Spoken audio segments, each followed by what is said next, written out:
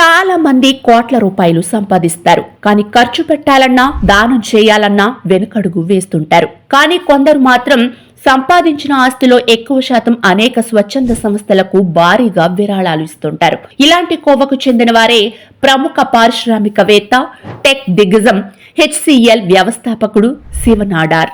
ప్రపంచవ్యాప్తంగా information technology రంగంలో భారతదేశం అగ్రగామిగా ఎదగడానికి సహాయం చేసిన వారిలో శివ నాడార్ ప్రముఖుడు అనడంలో ఎలాంటి సందేహం లేదు. ఈయన సక్సెస్ స్టోరీ నేటి యువత ప్రతి ఒక్కరికి ఆదర్శం. ఈయన స్టోరీ ఏంటో తెలుసుకునే ముందు వీడియోని లైక్ చేసి మా ఛానల్ని సబ్స్క్రైబ్ చేసుకోండి. శివ నాడార్ కాకుండా వీరిలో దానాలు చేయడంలో ముందుండే ధనవంతులు ఎవరు?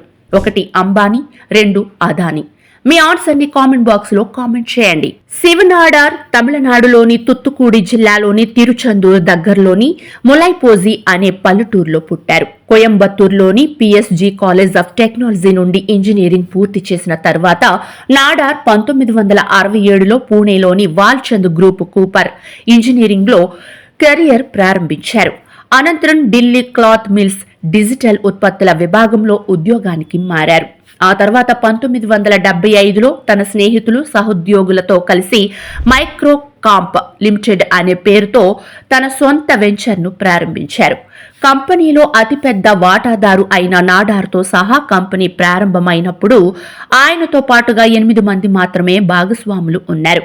కంపెనీ తొలుత టెలి డిజిటల్ క్యాలిక్యులేటర్లను విక్రయించడంపై దృష్టి సారించింది. 1976లో IBM ఇండియా నుంచి వెళ్లిపోవడంతో నాడార్ భారతదేశంలోని కంప్యూటర్ మార్కెట్ అవకాశాలపై దృష్టి పెట్టారు. కేవలం 18,700 రూపాయల ప్రారంభ పెట్టుబడితో హిందుస్థాన్ కంప్యూటర్స్ లిమిటెడ్ ఆవిష్కరించారు. ఆయన కంపెనీలు, సేవలు అలా అన్ని కలిపి ఇప్పుడు ఈ కంపెనీ విలువ 4 లక్షల కోట్ల రూపాయల కంటే ఎక్కువగానే ఉంది. HCL ను మొదటి పబ్లిక్ ప్రైవేట్ పార్ట్నర్షిప్ గా మార్చే కంపెనీలో 26% వాటాకు బదులుగా 20 లక్షల అదనపు గ్రాంట్తో ఉత్తరప్రదేశ్ ప్రభుత్వం మద్దతిచ్చింది. 1999లో బాంబే స్టాక్ ఎక్స్చేంజ్లో HCL టెక్ లిస్ట్ అయింది. IBM, యాపిల్ కంటే ముందే దేశంలో తొలి HCL 8C, తొలి PC 1978లో అందించిన ఘనత శివ నాడార్ దక్కించుకున్నారు.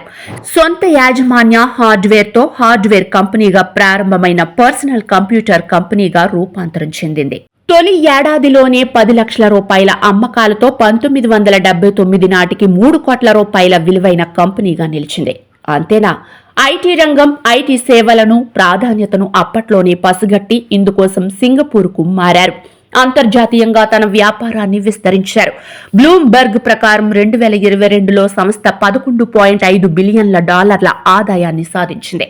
బ్లూంబెర్గ్ ప్రకారం శివ నాడార్ నికర విలువ సుమారు $25.9 బిలియన్ల అని అంచనా. 2020లో దేశంలో 3వ అతిపెద్ద IT company HCL technologies chairman గా తన బాధ్యతల నుంచి తప్పుకున్నారు. ఆ తర్వాత ఏకైక కుమార్తె రోష్ని నాడార్ మల్హోత్రా బాధ్యతలు స్వీకరించారు. శివ సుబ్రహ్మణ్య నాడార్ పేరుతో పెద్ద ఇంజనీరింగ్ కాలేజ్ శివ నాడార్ స్థాపించారు. 1994లో నాడార్ తన దాతృత్వ సంస్థ శివ నాడార్ ఫౌండేషన్ ను స్థాపించారు. తండ్రికి తగ్గ కూతురిగా రోష్ని నాడార్ తన తండ్రి శివ నాడార్ పేరిట శివ నాడార్ విశ్వవిద్యాలయం స్థాపించడం విశేషం. EdelGive Hurun India philanthropy జాబితాలో 2022 జాబితాలో శివ నాడార్ టాప్ లో నిలిచారు. 2021-22 మధ్య ఆయన ఏకంగా 1,161 కోట్ల రూపాయలు విరాళం ఇచ్చారు. అంటే సగటున రోజుకు శివ నాడార్ 3 కోట్లు విరాళం. గొప్ప పరోపకారిగా నిలిచారు. భారతీయులలో ఉన్న ధనవంతులలో మొట్టమొదటి లిస్టులో ఈయన పేరే ఉంటుంది. ఇతనికి మరో పేరే కలియుగ కర్ణుడు.